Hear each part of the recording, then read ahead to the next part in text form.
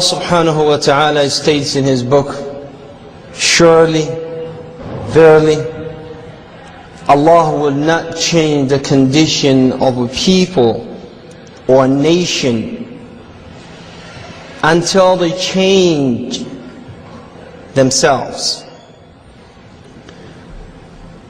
Now, there are conditions for a change to happen, and for Allah to allow that change, you have to have two things. One, that burning desire of wanting change. You want to change, then you must have that. You have to have that. It is must that a person has to desire the change. I mean, it is very, very difficult for a person to change when he sees himself that he doesn't need a change. When he thinks he doesn't need a change. And when he doesn't have that desire of change, then how are you going to change? So ar-raghba, the desire of change, must be the first. The second thing, ikhwati fillah, is the effort that we put forth. Inna Allah, here is a condition, la yughayyir, will not change ma biqawmin, the condition of the people, until hatta yughayyiru ma bi anfusihim. So the change has to come from us. I mean, I know a lot of brothers, they wish for change. They don't want to do an effort. They don't want to come out and say, I want to change. I want to take the positive steps. I want to be a changed person. Therefore, I will strive to achieve that goal. But what do? We like to blame other people. Oh, this king is not doing this. That queen is not doing that. This governor is not doing this. That person is not doing this. The reason that the conference is successful is because I was there. And the reason the conference is not successful because they did this. Things wrong.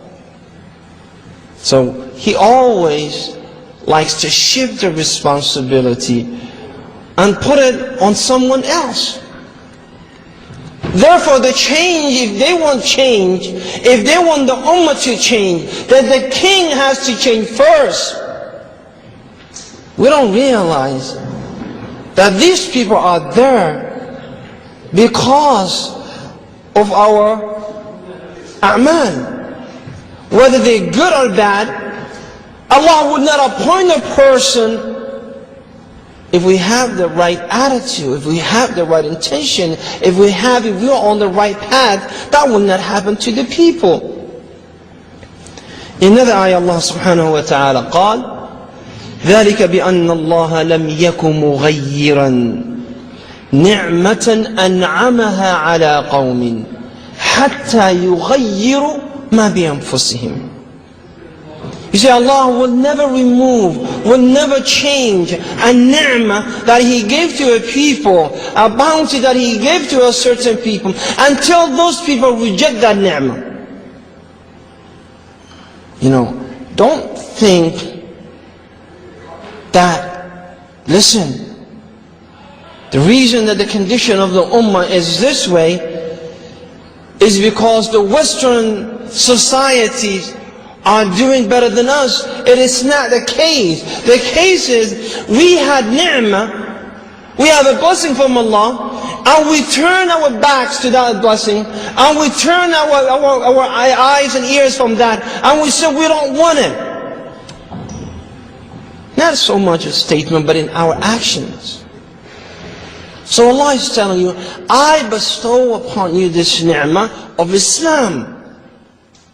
I favor you over other nations. كنتم خير أمة أخرجت للناس. I mean, you didn't come out and jump onto the stage and say, hey, this is us. But Allah gave you that authority. Allah allowed you to do this. But at the same time, what happened? We turned our faces away from the deen, and we said this deen is no good. Let us find something else. So at-taghyir, if we really want to change, the change has to come within us. I mean, it has to come from inside. I mean, you can't revive a dead body. You can't move a dead heart. No, ikhwati fillah. Umar bin Khattab radiyallahu anhu, when the kings, or when the Muslims were attacking or put a siege on Masjid al-Aqsa in Palestine, you know what the kuffar, what they said? They said, we will not give the keys of Masjid al-Aqsa except to a man that we have his description in our books, and none of you. And he's talking to the Sahaba, he's talking to Sa'd bin Abi Waaz, he's talking to Amr bin Waaz, they're talking to Abu Ubaid bin Jarrah, they're talking, these individuals say, none of you fits that description. Therefore the keys of the Masjid al-Aqsa would not be yours. So the Sahaba, they thought to themselves, and they said, Wallahi, the only one who can fit this description can only be Umar bin Khattab. So they sent to the Amir al-Mu'mineen from the city of Medina, the city of the Prophet, and they said, listen, we have a situation, you better come and deal with it. And he said to his servant, let's go. We have a job to take care of it. We have work to do.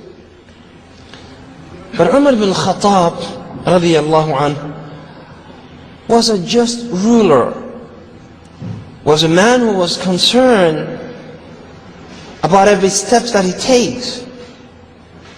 It was a man who would count his statements and then filter them later on, and then say, what did I mean by this? Was it for Allah or for someone else? And then the man, when he realized he has to travel and take his servant, and he has nothing, there was no entourage, there was no people to escort Amir al-Mu'mineen, he had nothing but a camel to travel with, and a servant. So he said to his servant, you will ride the camel, I will drag the camel, I'll recite a portion of the Quran. When I finish that, you get off the camel, I'll be on the camel, and then you'll recite the same amount of Quran, and then after that, both of us will walk, and we allow the camel to rest. Because Allah would ask us about the camel. At the end, they arrived to the city, Masjid al-Aqsa, Masjid al-Aqsa al-Quds. And Umar bin Khattab radiyallahu anhu has 17 different patches on his toe, and he has his dhurra, his stick that he used to cure the diseases of the individuals, and he is dragging the camel, and the servant is riding the camel, and then he says, Ya Amir al-Mu'mineen, qad wasalna, Ya Amir al-Mu'mineen, we're here, let me get down from the camel, so the people will see you, and let me drag the camel. And he looked at him and said, Alaysat uqubatuk? Isn't your turn? Qala na'am, bala. He said, it will be yours. I will not ride the camel. So the people from the church, the Christian, and the armies, Shirahbil, Sa'd bin Abi Waaz, Amr bin As, Abu Ubaid bin Jarrah, and Khalid. I mean, you're talking about heavyweight champions. You're not talking about this guy and that guy. We're talking about a people in a high caliber. And they all got together. Subhanallah. قالوا يا أمير المؤمنين أهكذا, this is the way that you're going to receive the keys of the Masjid al-Aqsa? يا أمير المؤمنين, put something better on. And then he made a statement and he said, Wallahi, to Abu Ubaidah, لو غيرك قالها لأوجعت. If anyone other than you said that statement, I would hurt him. نحن قوم أعزنا الله بالإسلام. We are people who are honored because of Islam. فَمَنْ مَبْتَغَيْنَا الْعِزَّةَ فِي غَيْرِ الْإِسْلَامِ وَفِي غَيْرِ أَذَلَّنَا اللَّهِ. And if we seek honor and self-respect in any other way, in any other fashion, in any other methods, then Allah will disgrace us. And then the people from the church, when they saw Umar ibn Khattab wearing this simple thobe, and his thobe was so short, after half of his cap, and then he's dragging the camel, and they say, Wallahi, this is the man that we have his description in our book. قُلْ لِلْمُلُوكِ تَنَحَّوْا عَنْ مَنَاصِبِكُمْ فَقَدْ أَتَى آخِذَ الدُّنْيَا وَمُعْطِيهَا. Yes. Now, Umar ibn Khattab is laying down the foundation of that. He's telling us the only thing that you need to be concerned is about Islam. Now, ikhwati fillah, what do we do to change ourselves? The first thing that we need to do, I'm not talking to your neighbor, I'm talking to you. And I'm talking to myself, because my ear is closer to my mouth than yours. I'm talking to us. Don't think the brother's talking to my neighbor, or the brother's talking to the sister who's sitting next to me. I'm not talking to anyone other than you. The first change that we need to make is, we need to acknowledge there must be a change. The change has to take place. The acknowledgement of that is the first step. If we keep denying the illness, there is no cure to it. And this is important, and it comes under muhasabah. Well, let me look into myself before I ask why the imam is doing this, why the sheikh is doing this, why the king and the queens or the president and the governor are doing this. What about myself? So if you look into yourself, and you do make the change. There was this young man, and I'm telling you this story because most of you are young. This man by the name Ali bin Ma'mun. Ali bin Ma'mun. I'll give you an introduction of this young man. His father was a king. His grandfather was a king. His great-grandfather was a king. So he was from a ruling family. From the day that he opened his eyes, he had, as they say, he had a golden spoon in his mouth. He did not go through any hardship.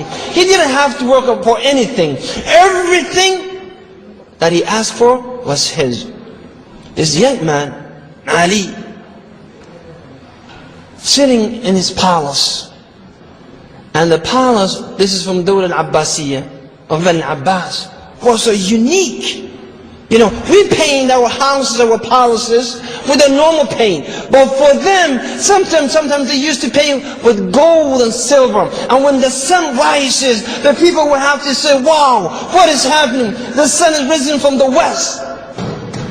When the sun hits the color of that palace, the people will say, Subhanallah, what a beautiful building.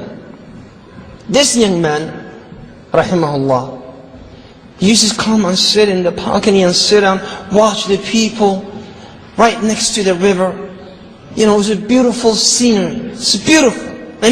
Nowadays you cannot purchase that land. You cannot even think about it. And then he sits here, and at the same time he looks, he's looking at the people in the marketplace. And one day, he noticed something different. He noticed that there's a hammal here, a carrier. What he does, the hammal, the job of the hammal, if you're not familiar with, what he does is, you buy something from the store, and you don't want to carry this around. So what do? You pay someone to carry these things to your house. Imagine you go to Norfolk, and you do your shopping, and you don't want to carry this shopping bag, and what do? You call a hamad. Nowadays you call a cab. You call a taxi to take you there. This is his job. At that time it was the lowest level or the lowest job a person can ask for. But he noticed this hamad, he's unique. He's not a normal person.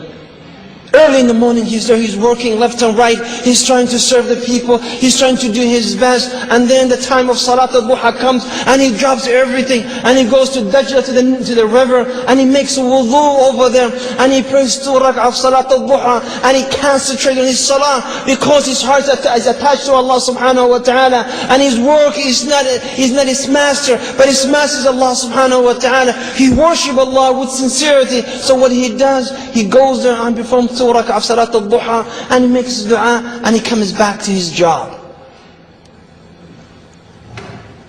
Every single day he does the same thing. Every single day. And then he comes back, he walks up to Salat al-Dhuhr. And then after Salat al-Dhuhr he makes wudu and he goes to the masjid and he finishes Salat al-Dhuhr. And then he goes to the marketplace and he buys this dry bread and he goes back to the river once again and he dips that bread into the river and he makes it wet and he eats that simple bread, and then he lies down there, takes nap, and then after the nap he comes back and he starts working again after Salat al-Maghrib. The routine of that individual is unchangeable. He doesn't change. So this Amir, Ali bin Ma'mun, sitting from above, looking at the condition of this person, he say, let me ask myself, is that man happy or not? So he decided to interview this young man. He called him and he sent for him and said, call that young man.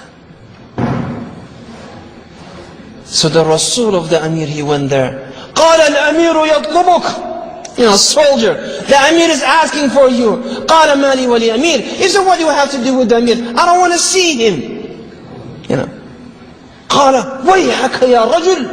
Woe to you, man. The Amir is asking you to come to his house, to his palace, and you reject the invitation. قال لا حاجة لي. I don't have a need for the Amir.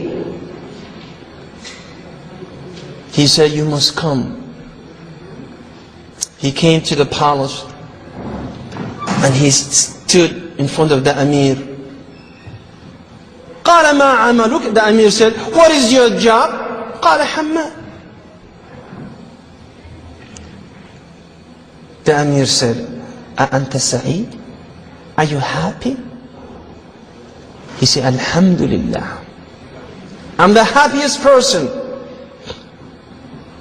He said to him, why don't you come in, live with me, and I'll take care of you. قال لا يا أمير, I don't want it. He said, is there anyone who will reject such an offer? He said, yes. He said, why would you reject my invitation? He said, because if I live with you, my heart would turn into a stone, into a rock, and my connection with Allah will never be the same. And the Amir said, you reject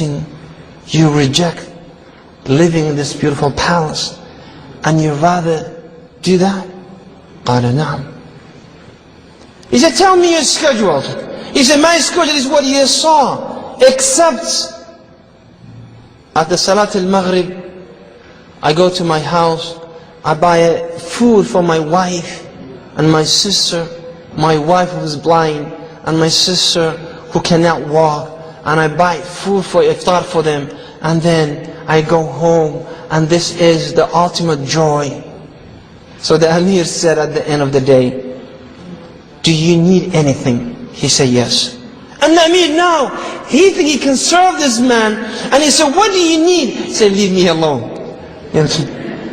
Leave me alone. I don't want your war. Just, leave me be. Leave me be who I am. I am so happy being a simple person. Allow me to live my life. And he let him go. And the Amir, when the Hammal left, he went back into himself, and this is the point. And he said, is there a space for correction? Can I correct myself? Do I need to correct myself?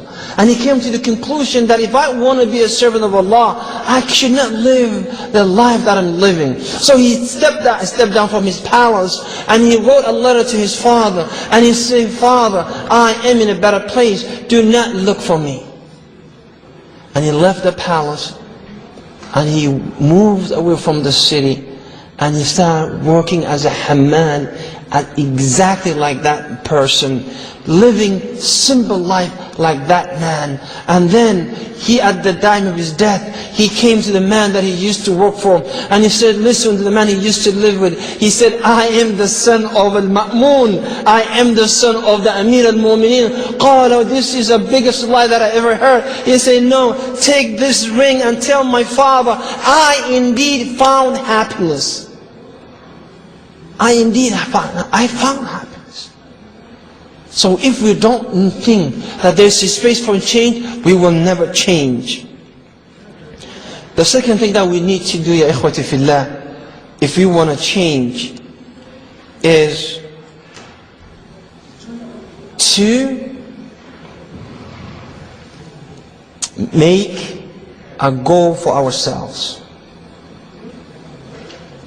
تحديد الهدف. You want to change. What do you want to be?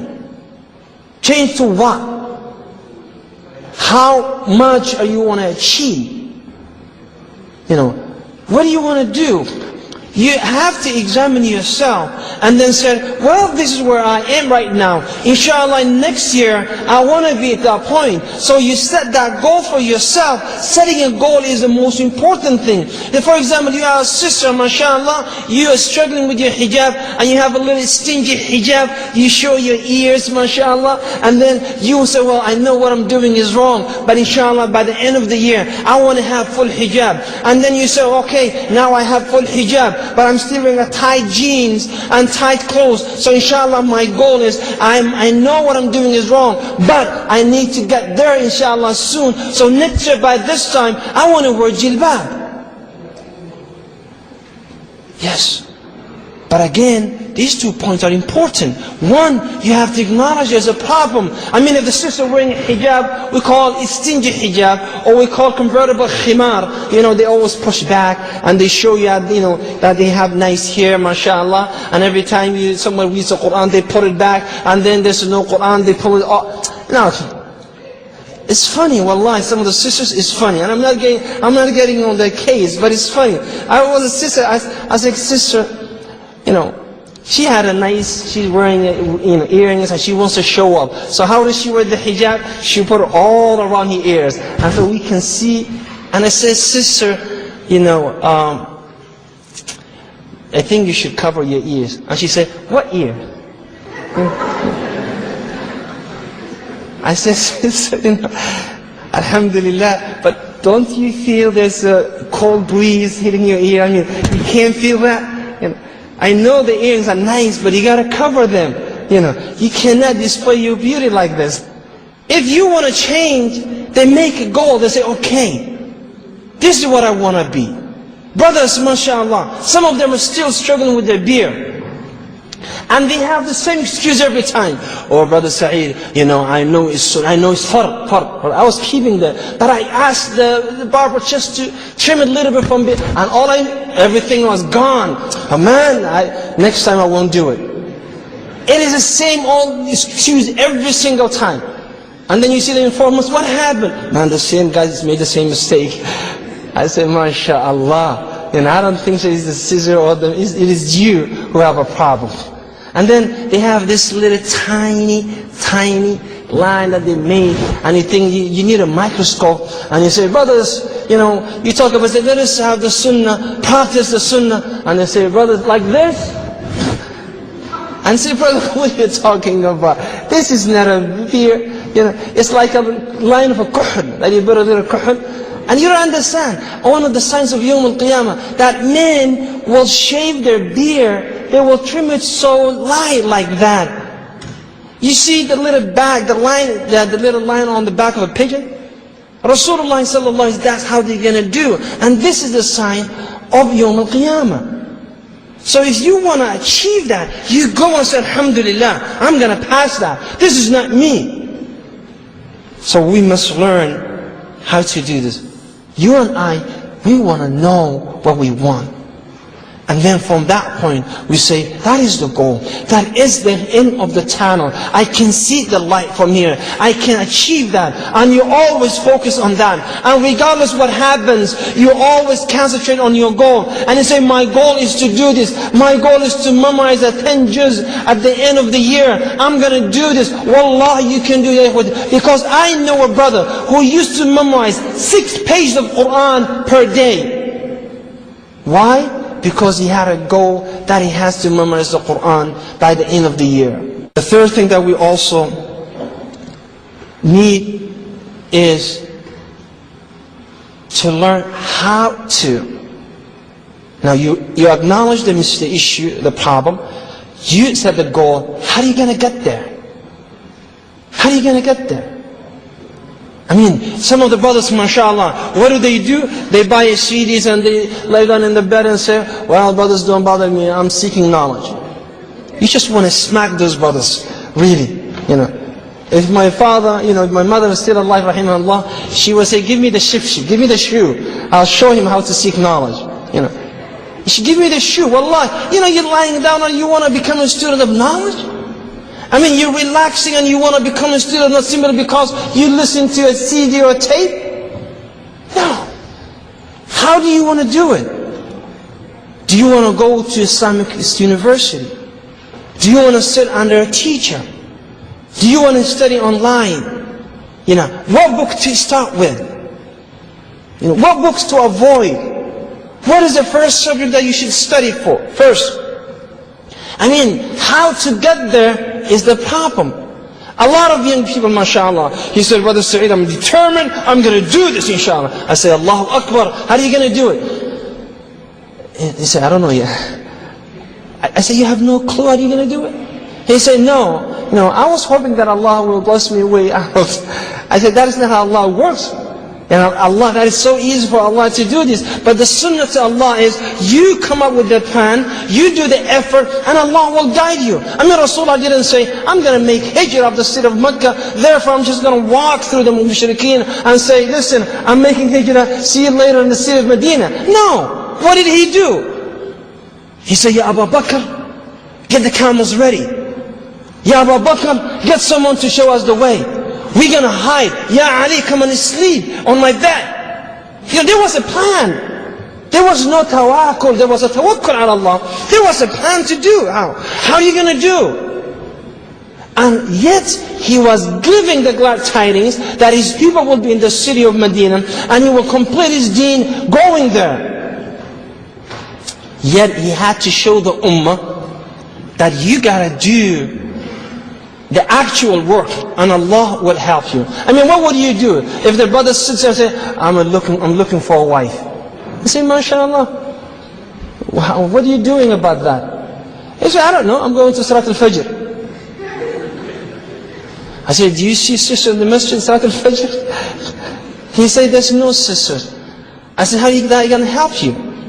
You know, you have to have a way out. You got a plan.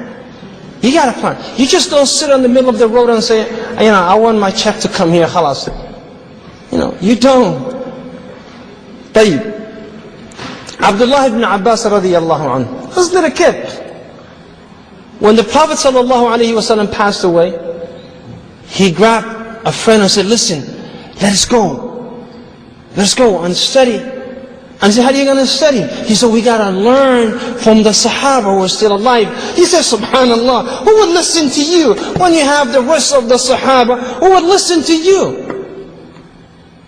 He did not care what that young man said, or that little boy, but he took the steps and he used to sit in front of the Sahabi that he wants to learn from, in front of his house. Imagine in the middle of the desert, you're talking about the city of Medina. It's so hot, subhanAllah. If you leave something outside that is plastic, it will melt. As a matter of fact, if you leave a glass, it will melt. And Abdullah ibn Abbas, in the middle of the day, he will go to the house of a Sahabi and he will sit outside, and the dust is hitting his face and the wind is dragging all this dust, and he would be sitting until that Sahabi comes out of his house willingly. And when a Sahabi sees this little boy sitting in front of his house, it's covered with the dust and the turab, and it's so hot, and he says, Subhanallah, Ibn Amma Rasulillah, the cousin of the Prophet in front of my house, you should have asked me, I will come to your house, ya Abdullah ibn Abbas. قال لا, I should come to knowledge, I should come to ilm, I should come to ilm. And he'll learn how to do it. Until that one day, that man, that little kid who said, who will listen to you, he came to a masjid and the people are standing up because there's no place to sit. And he said, Man hada? And they said, this is a sheikh. And he looked and he said, Subhanallah, that is Abdullah ibn Abbas. That is the young man that I made fun of him. Had I listened to him, I would be in his state today. So we have to know how to do this, ya ikhwati fillah. The other thing, ya ikhwati fillah, or the fourth thing is patience and determination. You have to be determined. You have to. If you want to learn this deen, for example, you should be determined. You should be focused. You should know that you want to learn this deen regardless what the price is. Wallahi, I'm not exaggerating. When we went to study under the ulama after school, we used to chase the ulama. Subhanallah, I remember some of the shuyukh wanted to give me a face for months.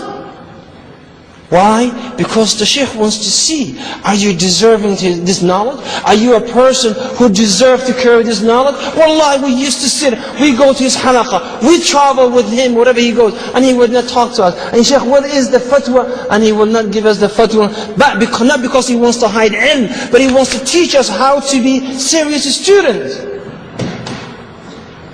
Now, if you're not determined, you say, man, this man is arrogant. He's concealing ilm. He's hiding knowledge. I don't want to learn from such a person. And nowadays, we have the ulama traveling to us, coming to us, teaching us, and we don't learn. We're not going to come to 11 o'clock because, man, it's too early. Yeah, but if we have a basketball game, what time are you going to wake up? You're going to pray Fajr that you never prayed before. Wallah, you're going to come at the masjid, this is 5 o'clock, we're going to leave 5:30. Everybody's at the masjid, mashallah. Why? For basketball. But for ilm? No. So you have to be very, very serious if you want to learn ilm. Like a simple thing, train yourself.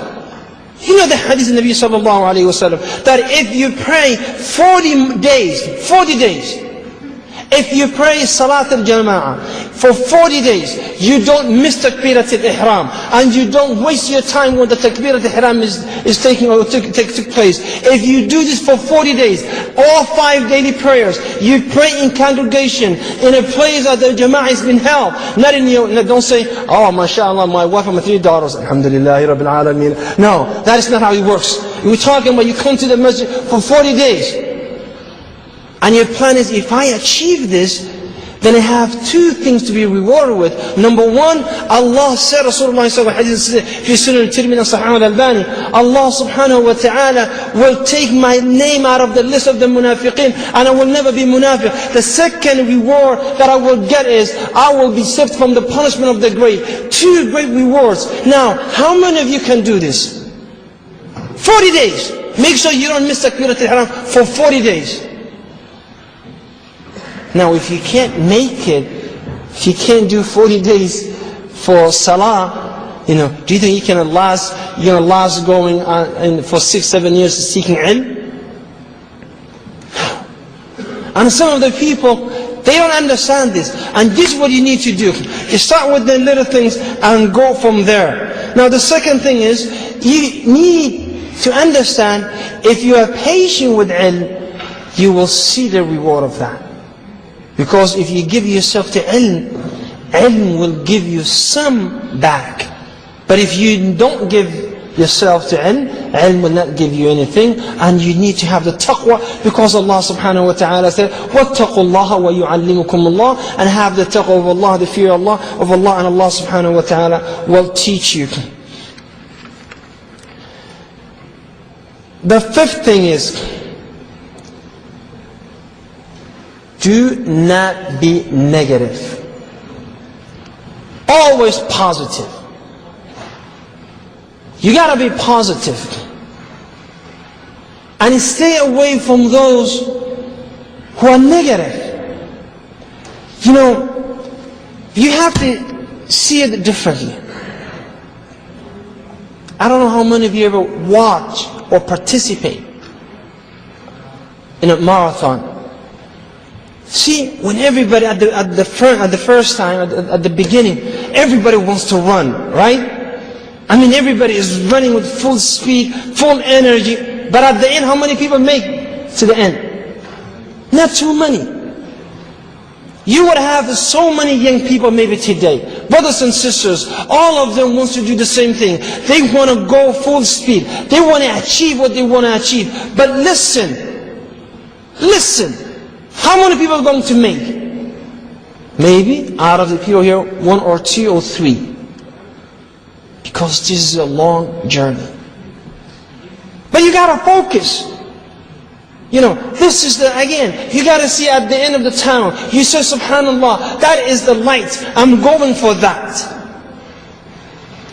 And you avoid those people who will hinder you, who will slow you down. If you just focus, imagine, and I'm using a wide imagination here. Just imagine this. Imagine you have the audience and all of them cheering up for you. And mashallah, you are on full speed and you see the people, and these are the believers. Consider those people cheering for you are the mu'mineen. They all say, keep going, go, go, go. And you're there and you have the motivation and you have the strength, and every time you slow down, you see another group saying, keep going, do not stop. And these are the believers. And you have at the end of the lines, and you have individuals who's calling you, Ya Abdullah, Ya Umar, Ya Sa'id, keep going. And you think, subhanallah, that could be Musa, that could be Harun, that could be Salih, that could be Ibrahim. And these are the prophets of Allah, and they already made it. I have to go there. They already established. They already done. It is my turn now. I mean, you're focused. You're running as hard as you can. And these people are giving you the energy that you need, because they want to help you. You know. But you have to learn. You have to learn how to lose weight. And I'm not talking about this weight. I'm talking about weight in a sense that anyone who slows you down can lose. You know, it could be your child. It could be your wife. It could be your son. It could be your brother. It could be someone that is close to you. It could be a negative friend. You know, you have to get them loose. Concentrate. You know, don't entertain these individuals. Don't be concerned about them. Concentrate on the goal. You keep going. And remember, Abu Bakr as-Siddiq already made it. Umar ibn Khattab is already sitting there. The Sahaba all ahead of us. You gotta catch up with them. So these people, when they slow you down, you gotta get rid of them. You gotta say, subhanallah, you know, I have no time for you. You gotta say, ya akhi, sleep. Say, no, I have no time for you. I was listening to one of the ulama, and he said, this young man, he got married, and his wife, first night, after the adhan, at the time of Qiyam al-Layl, the brother who used to pray Qiyam al-Layl, at the time of Qiyam al-Layl, she said, this is your wedding night. Sleep, you know, a little bit, relax. So he relaxed. And he missed the Qiyam al-Layl for the first time. And this is his first night with his wife. And then just before Salat al-Fajr, when the adhan was called, she said, it is your wedding day. Just pray at home today. قال أعوذ بالله. A'udhu billah. He ran, and he ran out of the house. When he ran out of the house, he went to the masjid, and he came back and he said, listen to me. قَالَ لَا خَيْرًا فِي إِمْرَأَةٍ There is no good in a wife who will hinder me from the way of Allah. Whether you change your attitude or out of my house, out of my life. From that day, that young lady, she used to wake up her husband for Qiyam al-Layl. You gotta teach the lesson in a hard way sometimes. They have to learn. So what you do is, you have to understand, if you cannot change these people, and this is another mistake that we make, especially young brothers. He, alhamdulillah, Allah guides him to Islam, he comes to the masjid, and he's thinking that his iman is so high, he wants to go back and bring up those people, and then he makes a mistake, and this is the last point, he makes a mistake. Why these people would slow you down? No. You gotta learn how to concentrate. You gotta learn how to get rid of these people. And if you're not ready, then hit the brake. Let these people learn and know that you're determined and you really want to do the right thing. And this is the last point, ikhwati fillah, or the one before last point. If you are that person, when you achieve what you want to achieve, when you get to where you want to go, now come back to the bottom of the society or your friends and pick them up. Pick them up. Let them learn. You're strong now. You can carry the weight. Not like earlier. Now, you've been working out, bro. You've been doing your homework. Now your iman is strong, you're physically able to do this, and you bring them back to where they belong. Now, ikhwati fillah, when you do this and you are that changed individual, imagine if everyone sitting next to you have the same attitude and they do the same change. Let us say we have 20 of you today. They take this point and say, I'm going to apply this. And don't be like the rest of the Muslims. Rest of the Muslims, ilm to them is like a jacket or a shirt. They listen. When they get up, what they do? They leave there. They leave the ilm right on the chair that they were sitting on. No. Take this with you home. Go with it. And see how can you change your community. If 4 of you, 5 of you from the same masjid, and you apply this, and you work on it, and you do your Quran daily, and you recite your portion of the Quran daily, and you do your sunan, and you learn your ilm, imagine a year or 2, how many people you can change. How many people? I don't know, there was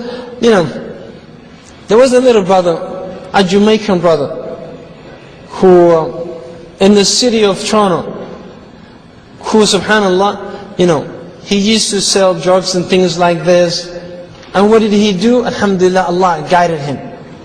And then what did he do? He went back to those people who used to sell drugs to them, and he brought them to Islam. And you see this little man, this little young man who has not much knowledge, he is doing so much work. Why? Because he is with his limited capacity was able to do things. Now, if you are the changed person, then the condition of the ummah will change. Remember the story of Umar bin Abdul Aziz radiyallahu anhu. He only ruled 2 years and few months. 6, 5, 4, 7 months. Based according to different narration. But you know how much change that he made? He started with himself. And he changed his lifestyle. And then he changed the people. Yes, you're not the Amir al-Mu'mineen. You may not have the authority of changing everyone, but you can make the change. In the city of Calgary, we have a brother, one single brother. Allah guided him to Islam. Now all his family are Muslims. We have a single brother in my masjid who Allah guided him to Islam, and he's working with the rest of his family. And every day you have a new person coming to the masjid.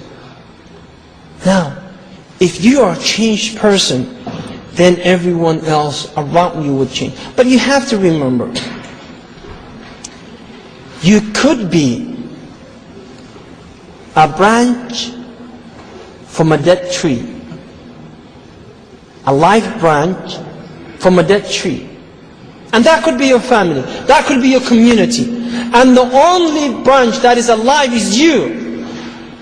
And it is your responsibility to revive the whole tree. Imagine. And sometimes you see the other way around. You see a beautiful tree, a family of Iman, and they have that little kid, that branch who's dead, who has no deen, no faith. But you want to work the other way around. If you are from that beautiful tree, and everyone is green, and every single branch of the tree is green, then what you need to do is work on the people around you. And if the tree is dead, then revive it. Work on the people. So Umar bin Abdul Awwal suggests all of you to read the Bayan of Umar bin Abdul Aziz radiyallahu anhu.